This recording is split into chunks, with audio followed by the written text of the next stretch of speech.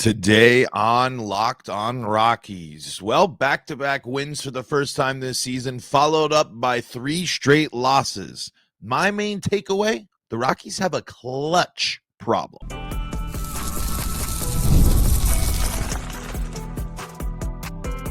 You are Locked On Rockies, your daily Colorado Rockies podcast. Part of the Locked On Podcast Network, your team every day. Rock on Rockies fans, welcome into the Locked On Rockies podcast for today, the 5th day of May in the year 2025. I'm your host of the Locked On Rockies podcast, Paul Holden, bringing you your daily Colorado Rockies talk right here on the Locked On Podcast Network, where you can find your team every day. And if your team is the Colorado Rockies, guess what? You're in the right spot, because that's what we do around here each and every day, free and streaming on your favorite streaming services and on the Locked On Rockies YouTube channel. Today's episode is brought to you by Monarch Money. Take control of your finances with Monarch Money. Use code LOCKEDONMLB at monarchmoney.com for 50% off your first year. Today on the show, we'll be recapping the weekend that was for the Colorado Rockies. And I had a question proposed to me from the Locked On Rockies YouTube comments section here that we'll answer later on in the show here, asking who left the bigger hole when they left the team.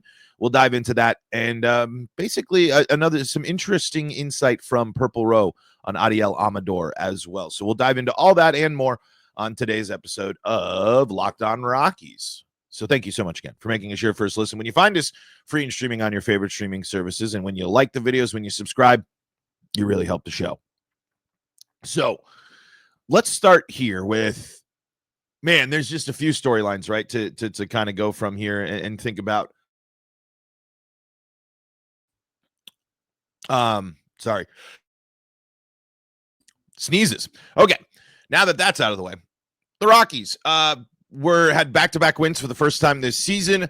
We're heading into the weekend, and then they got dominated by Robbie Ray. And then it was the Saturday and Sunday games were at least ones where there were possibilities. But my main takeaway and the biggest difference, I think, between the Giants and the Rockies, at least in this series, was when the Rockies needed a big hit, a big strikeout, a big something, they didn't get it. Versus when the Giants needed it, they got it. And the broadcast talked about it all weekend long, about how the Giants are not a team that on paper are blowing people away with offense or really blowing people away statistically, but they are clutch numbers. I can't remember specifically what they were saying, but they're numbers when they needed somebody. 2-out base knock to drive in runs, bases loaded situations where people needed to be brought in, being able to turn to a bullpen that's nails and able to lock down. Good sign that the Rockies were able to pester that bullpen a little bit as well and have some guys do some damage. But there were opportunities in the game on Sunday for the Rockies before it got out of hand to start building up and adding to and growing their lead and starting to distance themselves between the Giants. Same with Saturday. But it's too many times where, Rockies got runners in scoring position, a runner in scoring position, and nobody out, and then nothing. Double play ball, strikeouts, this, that, or the other thing. Whereas the Giants were able to put the ball in play. Sometimes it was a big long fly, a grand slam, or it was enough to just weakly droop the ball into where the defense wasn't, and they were able to keep the carousel running and score runs. When the Giants had the scoring opportunities, when the Giants had the big innings, they were big innings. It wasn't just one or two. It was 4, 5, 6, boom, boom, boom, all in a row there. Mixed with the fact that the Rockies pitching was just not up to snuff here, at least, especially for German Marquez. Let's head on over here to Denver Sports 104.3 The Fan, denversports.com. Andrew Mason writing, German Marquez's rough start to season continues as Rockies drop season finale 9-3. Let's go here. The only thing keeping Marquez from ranking last in MLB in earned run average is the fact that he hasn't pitched enough innings to qualify, which would require having pitched 34 innings so far this season. No pitcher with at least 3 starts has a higher ERA. That covers a sample size of 158 pitchers. Marquez's falls 4 innings short of officially qualifying because too often in his starts, he hasn't lasted long enough. That trend in a rough start to the season for the veteran continued Sunday as Bud Black pulled Marquez after just 68 pitches when he gave up a double and 2 singles with just 1 out recorded in the top of the 5th. 2 runs had already come home in the inning by the time Angel Chevy entered. He threw a wild pitch before allowing an RBI double 2 pitches later, leaving Marquez on the hook for 5 earned runs on 6 hits. In 4 of his last 5 starts, he hasn't reached 5 innings. In the 1 start in that stretch when he did, Atlanta tagged him for 11 hits and a walk over 5 1/3 innings last Tuesday night. Marquez allowed 6 hits and no walks, respectable compared to some of his other starts, but 2 of the hits were solo home runs. All but one of the base runners scored. At 0-6, he's the second pitcher credited with 6 losses so far this season, joining Baltimore's Charlie Morton, who was recently removed from the Orioles rotation. I mean, it can't get much worse for German Marquez, plain and simple. I mean, that situation, unfortunately, amidst a lot of issues for the Rockies having big issues from 2 of their key veteran players, Ryan McMahon and German Marquez, it just honestly flat out's unacceptable. I mean, these guys need to find their adjustments. They need to figure out a way to get back in there because the Rockies need these guys. German Marquez being as bad as he is one of the worst case scenarios for the Colorado Rockies this season. It's plain and simple. The Rockies cannot afford to continue to have Ryan McMahon and German Marquez struggle the way that they are. Ryan Mac, broke the streak and all that stuff and kind of poked the head up and down, there with some interesting stuff, but not enough to really sit there and think like, oh wow, he's back. He's back in action here. Rymack still only as of what is this? Let's get the Sunday game here. The Sunday game up from this because I wanted to go through some box scores here. McMahon is in the 3-hole batting 165 with an OPS of 574. Now, the good news for Ryan McMahon, starting to put together a stretch of some games here with hits in a row, starting to do some stuff where maybe it's going to start growing in some possibility for the Colorado Rockies, but not looking all that great, honestly. And it just, I mean, you go down the line here. Michael Tolia is batting 197. Jacob Stallings at 182. I mean, even some guys that we were counting on earlier. A Martini at 242, batting average or an OPS of 597. Just really Mickey Moniak at 205. A couple of triples though in that game yesterday, which was fascinating how that works at that ballpark. But I wanted to just kind of go through some numbers here, especially for when we're talking about that clutch, right? When we're talking about driving runners in and being successful. In the 9-3 loss against San Francisco on Sunday, the Rockies were 2 for 8 with runners in scoring position and left 8 runners on. Left 8 people on base in that game.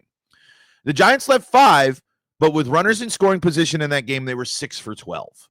Have 50% success rate when it comes to driving in those runs. And they were able to, it came with walks. It came with, being smart and being patient and getting your pitch. And a little bit of bad luck for the Rockies as well. But there's the difference there. Like we were talking about, where it's clutch, the big numbers where the Giants are able to be effective at, hey, we got runners on, we got a situation in which we need to score. We're going to do some damage. Let's go to the second game of the series here. The Rockies 3 for 7 with runners in scoring position and left 6 on base. The Giants, on the other hand, 2 for 5. So, kind of close there when it comes to overall, pretty similar, but only left 3 runners on. When the Giants had scoring opportunities, when the Giants were in a position to do damage and score, they were able to. They were able to get the job done, and they were able to be effective in driving in the runs and being clutch, something that the Rockies have not been, been as good at doing. Rockies didn't have a lot of chances in that lightning fast game on Friday. Only 0 for 1 with runners in scoring position, leaving 3 runners on. I believe because they only had 3 hits in the ball game. Not a lot of scoring opportunities there. But the Giants were 2 for 5 with runners in scoring position and only left 4 on base in that game. So when you have those opportunities, you got to be able to cash in. San Francisco, a tough place to play, and there were moments again where it seemed like this team was right there and pulled ahead or bounced back and started putting some numbers on there. Like hit a few triples in that finale. There's seems to maybe be a little bit of bubbling here from some of these guys about things that might start breaking their way. Jacob Stallings and Ryan McMahon, two of the names we mentioned there. But, another good sign, at least for the Rockies in this one, is they're still seeing some success from their guys at the top of the order that are really the main points of the offense right now in Hunter Goodman and Jordan Beck. Both had hits in that first game. They were one of the 3 Rockies to have hits in that first game against San Francisco. They continued again to pick up hits in both in the second game. Goodman was able to drive in an RBI. Rymack did, of course, have an RBI as well in that one. And then in the finale on yesterday, on Sunday there, let's see how Goody and Beck were doing there.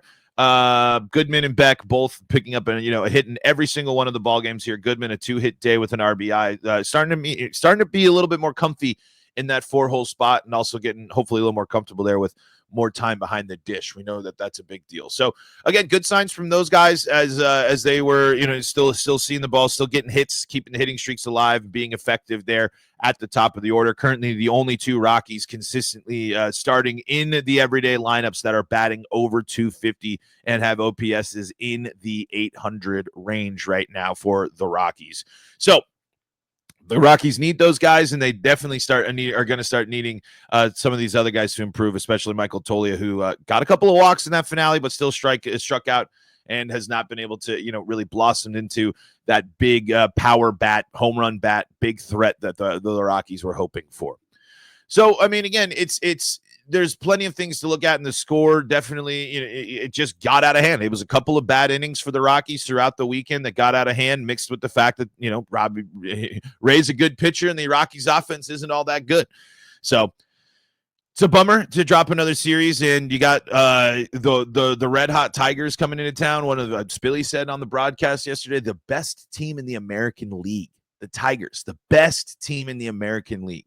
I haven't watched enough of the American League to make that assertion so far this year, but you definitely don't often hear that. So, bummer of a weekend. Plenty of opportunities for the Rockies there as well. There was a couple of positives, but man, Herman Marquez, that one is just always going to be a tough pill to swallow there. All right, Purple Rose got an interesting article about Adiel Amador that they are writing about and talking about the Rockies and their wonderful abilities at draft and development. We're going to be talking about that coming up next on today's episode of Locked on Rockies. Before we do that, though, got to tell you about the folks that help make this show possible, and that includes Monarch Money. Ever check your bank account and wonder, where did all my money go? Between dining out, online shopping, and entertainment, it's easy to lose track. That's where Monarch Money comes in, your personal CFO, giving you full visibility and control over your finances. Monarch Money isn't just a budgeting app, it's a complete financial command center. You can track all your accounts, investments, and spending in one place, so you stop just managing your money and start building wealth. When you start using Monarch, you're going to realize just how much you were spending on food delivery, streaming services, all that small stuff that can get in the way. Now you can budget smarter and save more. You don't have to juggle multiple apps. It'll check your finances, track your spending, and even plan long-term goals all in one place. And managing money with your partner is smoother than ever. You can track shared and personal accounts, set goals, and stay on the same page without the stress.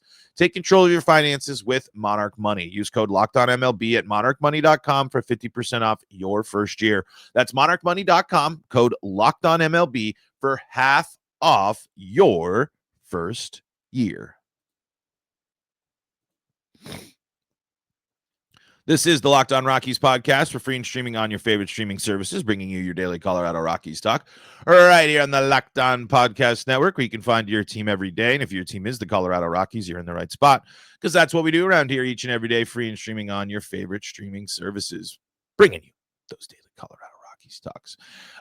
Again, thank you so much for making us your first listen of the day. For your second listen of the day, go check out Locked On MLB, or lots going on in Colorado sports. Tough weekend for the Colorado Avalanche. Big weekend for the Denver Nuggets. We are breaking it all down here on the Locked On Podcast Network. So check it out there, Locked On Broncos, Avalanche, Nuggets, and Buffs, of course, for more Colorado sports coverage. Wanted to head on over to Purple Row here again. And remember, this is a team that tells us they're draft and develop. This is a team that is focusing on getting their young guys ready to roll and showing that they have drafted and developed and picked the right guys. But are they handling Adiel Amador correctly? We head on over to Purple Row here and read from Evan Langs. The Rockies are repeating past mistakes with Adiel Amador. All right. I wanted to go and kind of to fast forward here. Basically, the stage is set here with the Rockies adding the depth that they did this offseason, bringing in Estrada, Farmer, Miller, Freeman, all of these guys brought into the fold here with the Rockies. Of course, we know that Estrada is hurt. Same with Freeman. And then we've had issues, of course, with other stuff when it comes to the depth here. So I wanted to read from here. Despite being on the Rockies' active roster for almost a month, Amador has failed to get regular playing time. He has only appeared in 15 games since April 13th and started in just 12 of those games. Meanwhile, the team has regularly turned to Kyle Farmer and even Owen Miller at second base. The Rockies could have turned to Amador as their everyday shortstop when Ezekiel Tovar and Aaron Schunk both went down with injuries.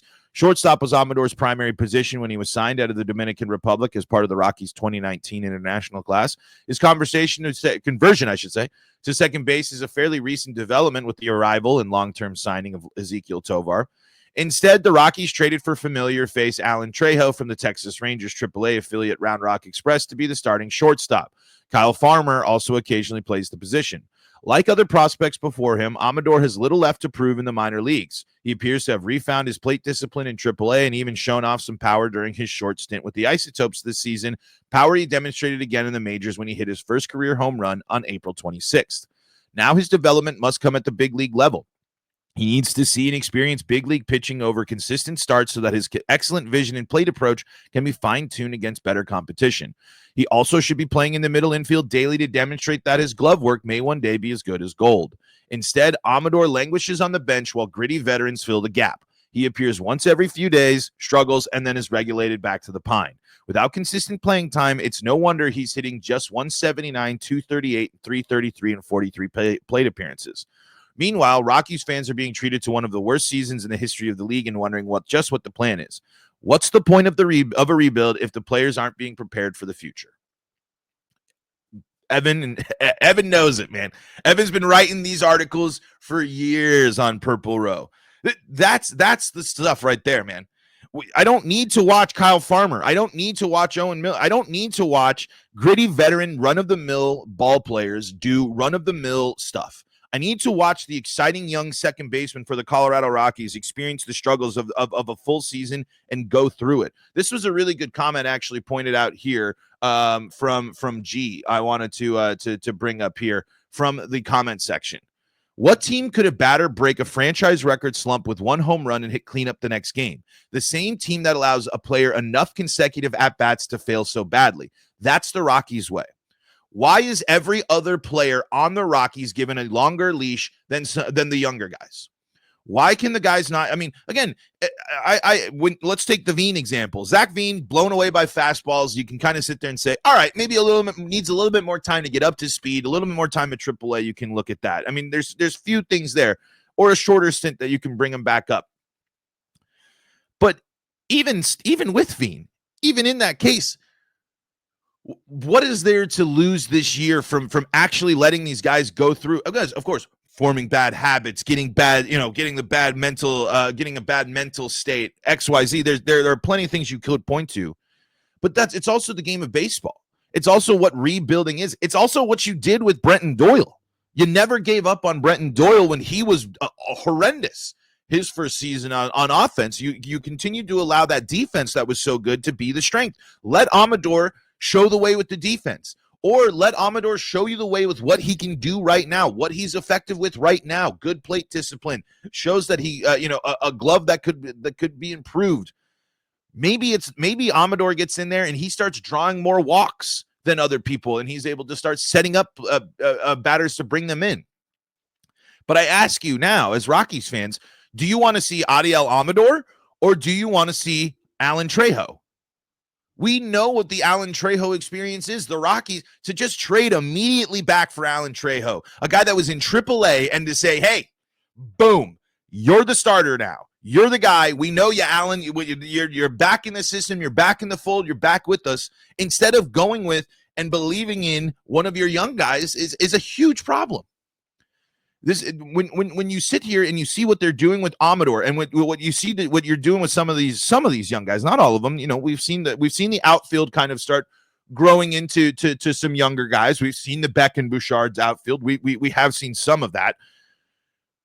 But why now? Why not go with Amador now? The season is lost. Historically bad start. You have so much more baseball left to go to just kind of rebuild and do things your way. Big picture stuff. You don't have to worry about it. So why not go with the consistent young guy? Why not go with a guy that was starting to show some promise and intrigue? A guy that hit a ball really that hit a home run. Why not let Amador figure it out? Because he's supposed to be part of the future. Amador is supposed to be part of the future solution. Is anybody that's starting at second base or shortstop right now for the Rockies part of the big solution overall? For the big picture overall? Are they? Because I have a hard time believing that they are. Let's see. Who is Kyle Farmer batting .240, starting at second base, better for the long-term health and the long-term success of the Colorado Rockies? I don't think so. I don't think that that's the case. I bring up, why not have him play shortstop? If he knows how to play shortstop, why not get him shortstop? Why not get him on the field? And again, Amador 0 for 4. You might sit there and say 0 for 4 on that in the second game of the series. Couple of 3 strikeouts out of there. He's not ready. He's not prepared. I don't know. We've seen Ryan McMahon strike out a lot. We've seen Michael Toglia strike out a lot. We've seen a lot of Rockies strike out a lot. I don't think we can just sit there and say a young guy going through it right now and trying to handle the major leagues striking out a lot's as big of a problem as, say, the guy that's leading all of Major League Baseball in terms of strikeout rate, and a guy that's probably not that close, not that far behind. The Rockies are turning to Ryan McMahon and Toglia to be the third and fifth batters in the lineup. And yet these are two batters that, Toglia is batting under 200 and Ryan McMahon is batting under 200 and have dozens and plenty of strikeouts. I don't think there's no real good reason. No one on the Rockies outside of Beck and Goodman have demonstrated that their positions should be safe right now. And it should be a moment for Amador to use this time to go through and hone the skills, just like it should be for plenty of other young guys for the Rockies. But I don't know. It's the same old song and dance. We'll see who gets the start against the Tigers here, as it's an off day for the Rockies today. Wanted to finish up the show with a question from the Locked On Rockies YouTube comment section here. But I want to give a shout out here to TK, who says, we finally have a closer. Paul, I told you, Agnos is the real deal. That's been fun to watch. Agnos has definitely been a good watch, and I know you've been saying that, TK, in the comment section for a while there. So shout outs there. That was a good sign. Again, tough luck with the bullpen there being so scoreless, and then of course the first home run that's given up in a while is a go-ahead grand slam after walks and a little bit of bad luck and bad performance there from some of the bullpen pieces there. But I don't think the bullpen was the big issue when it comes to giving up those runs. It's a lot of this with the starters. There was definitely some issues with the bullpen there, though. And again, kind of goes back to, and we didn't talk a lot. We talked about clutch hitting in that first segment. But the bullpen, the pitchers, when they need to be clutch, when they need to get a strikeout, get a ground ball, get something like that, weren't able to get the job done. But we got a question from the Locked On Rockies YouTube comment section here. We're going to answer it here on this after this break. Jake says, whose departure has left a bigger hole for the Rockies? Arenado, Blackmon, or Story, or the pitching in general? We're going to talk about that coming up next on today's episode of Locked On Rockies.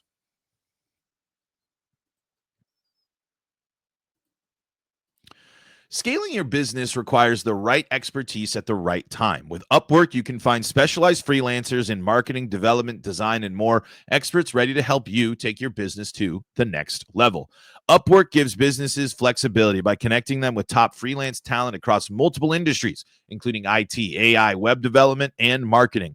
Whether you need extra hands for a project or a long-term partner, Upwork makes hiring simple and affordable. If you need help with a marketing campaign, Upwork can connect you with a freelance expert who delivers incredible results. Posting a job is free and simple, and within days, multiple qualified candidates will pop up for you to choose from. Instead of hiring full-time, Upwork helps find affordable, top-tier freelancers to help you scale your business efficiently. Visit Upwork.com. That's Upwork.com right now and post your job for free. UPWORK.com, Upwork.com to connect with top talent and grow your business today. Finishing things up here on today's episode of Locked On Rockies, we have a question from the Locked On Rockies YouTube comment section from Jake, who asks, whose departure has left a bigger hole for the Rockies, Arenado, Blackmon, or Story, or the pitching in general? I think when you bring it into there, I think the answer is twofold. I think the answer is either Arenado or the pitching staff in general. I mean, unfortunately, the Rockies bet on their pitching staff, which was one of the big reasons why the team made it to back-to-back playoff times. I mean, to be totally honest, extending Freeland and Marquez and Senzatella and all these things, in hindsight, there's hesitation now. But at the time, I don't think it was that crazy. Now, Senzatella, that might have been the one that was a little bit more intriguing. But if you ask me, I think it's been a no-brainer to keep Herman around as much as he has. But then, of course, both Senza and Marquez go down with those massive injuries. They lose such significant time. And now we're at a point where I thought coming into this year, I thought with the return of the rotation to what it was, I thought it was going to be the strength of the Rockies. I thought the one place that we can count on, it wasn't going to be the best. But it wasn't going to be as bad as the rotations that the Rockies have had over the past couple of seasons while figuring things out with Senza and Marquez hurt. But now with Senza and Marquez back in the lineup and it not really working well at all. I mean, Senza, of course, has a couple. I think he's got the couple of wins. He's had the most success. And of course, we were talking already about Herman Marquez's worst start to his career ever and on pace for the worst season of his career by a long shot and really making the waters murky for the future there, with at least with Colorado and really what it's going to look like for the future for Herman in general.